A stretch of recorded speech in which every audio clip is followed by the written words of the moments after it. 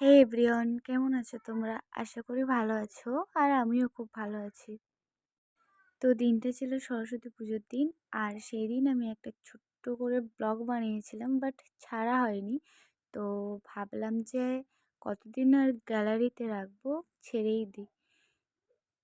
তারপর একটু সাজুগুজু করছিলাম। করতে করতে ভাবলাম লেট হয়ে গেছে বলে আর ভিডিও করা হয়নি। তারপরে আমরা সেজেগুজে বেরিয়ে পড়েছিলাম স্কুলে যাওয়ার জন্য, কারণ ওখানে সরস্বতী ঠাকুর উঠেছিল। আর যেহেতু নেতাজি সুভাষচন্দ্র বসুর জন্মদিন ছিল, তাই একটু মাল্যদান দেখার পর তারপর নীরবতা পালন করে চলে গেছিলাম অঞ্জলি দিতে।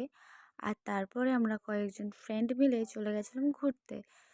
তো একটা ঠাকুর দেখে আসার পর আমাদের খুব জোরে খিদে পেয়ে গেছিলো, কারণ তখন বাজে প্রায় পৌনে 3টে।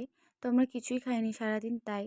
আর একটা ফ্রেন্ড আমাদেরকে গোলাপ ফুল কিনে দিয়েছিল। তো সেই দিন একটা করে গোলাপ 20 টাকা করে নিয়েছিল।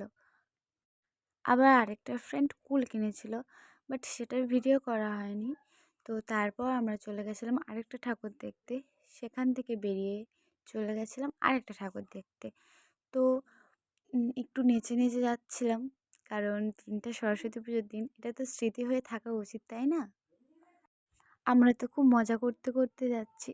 তো তারপরে আমরা পৌঁছে গেছিলাম পাঁচুয়াখালী স্কুলে, আর সেখানে খেয়েছিলাম খিচুড়ি, খেয়ে বাড়ি ফিরে আসলাম। টাটা।